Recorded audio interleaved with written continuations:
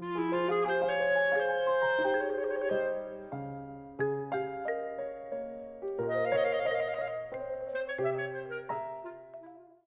I was coaching the girls basketball team, it was interesting because I came from a really competitive background where winning was like it.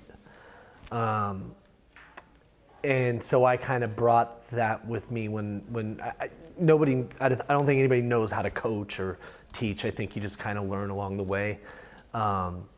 And there was Crystal Garcia. It was Crystal Garcia.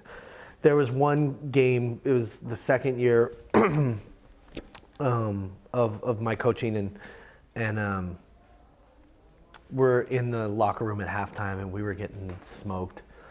And we were just playing really bad and kind of lazy, and I wasn't happy. And so I'm kind of laying, I don't know if you guys have ever been in a halftime speech, but sometimes they're harsh and critical, and you're laying into them. And I'm going through my little rant about what we need to do and what we haven't been doing.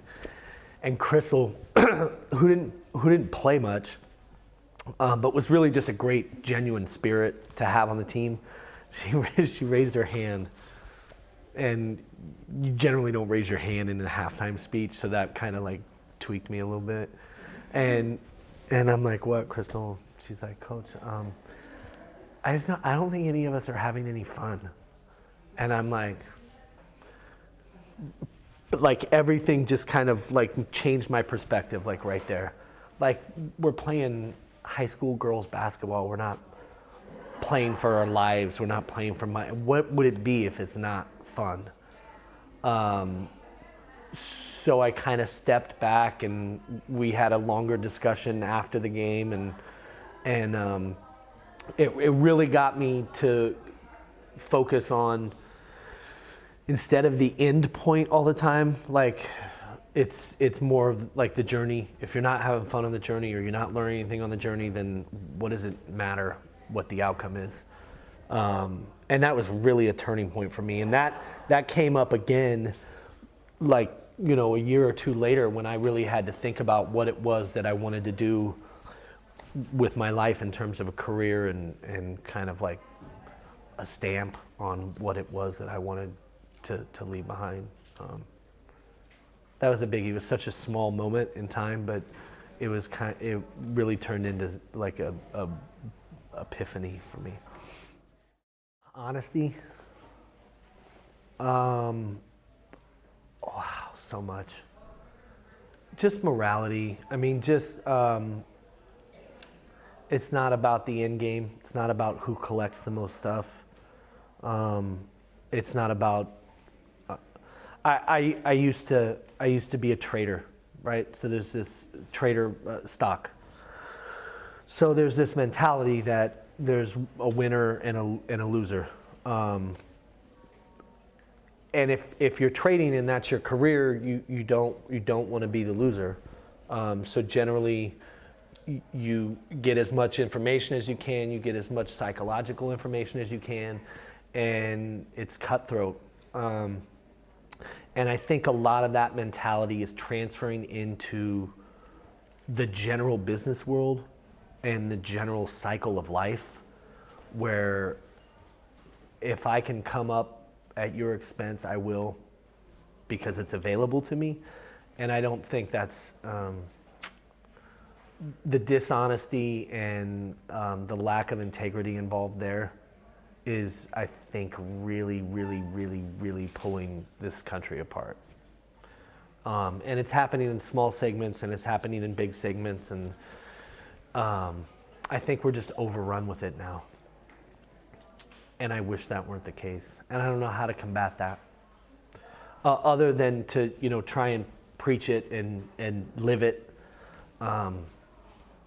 It comes from the individual's gut. Listen to that piece. When you're doing something wrong. Your gut tells you, and your brain kind of tells you, and sometimes you justify it however you want to justify it. I would say stop justifying it and listen to it. That's not always the easiest thing to do, though.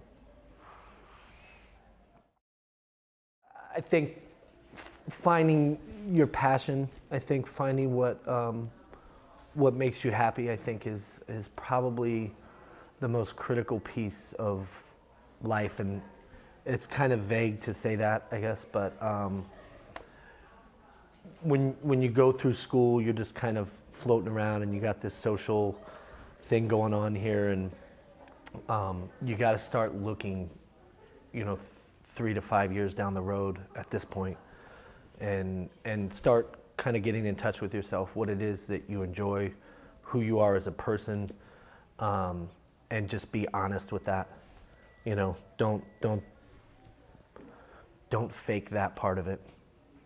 Your friends that you surround yourself with should be of your choice, and the direction that you go should be your choice. Sometimes it's hard to find, and sometimes it changes. Mine changed a lot, and I probably didn't have. I wouldn't say I was passionate about anything in particular, like from a bigger picture perspective. I wouldn't say I was passionate about anything until I was about 24. That's when I really started to kind of, it takes a while, if you're not paying attention to who you are, it takes a while to kind of figure out what it is that you like. So I would just say stay in touch with who you are as a person. Hi, my name is Maria Ochoa. Hi, my name is Daisy Maida. Hi, my name is Aurelia Vasquez. Hi, my name is Noel Vera. Hi, my name is Andrea Rubio. Hi, my name is Conan Narroza. Hi, my name is Alejandro Ruiz.